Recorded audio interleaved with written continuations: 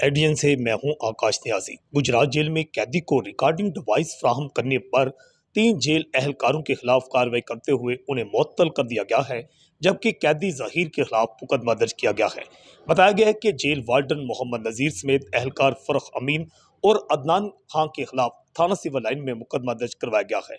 Jail इंतजामिया के मुताबिक जेल में बंद कैदी जहीरुद्दीन ने जेल मुलाजम के जरिए पेन नुमा रिकॉर्डिंग डिवाइस मंगवाई।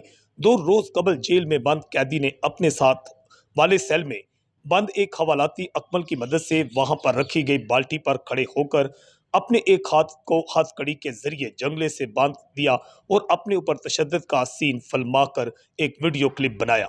जेल इंतजामिया के मुताबिक उसका कहना है कि जेल इंतजामिया को ब्लैकमेल करने के लिए यह क्लिप बनाया गया था, जिसकी इत्तला जेल इंतजामिया की जानिब से DIG जेल खानाजात रावलपिंडी रीजन को दी गई, जिसकी इंक्वायरी की गई और जिसमें बाद इंक्वायरी ये बात सामने आई कि वाक़े में मुलव्वस पाए जाने पर गुजरात जेल के 3 वार्डन मोहम्मद नजीर, फरख अमीन, अदनान खां को मुअत्तल कर दिया गया है। IDN से मैं हूं आकाश न्याज़।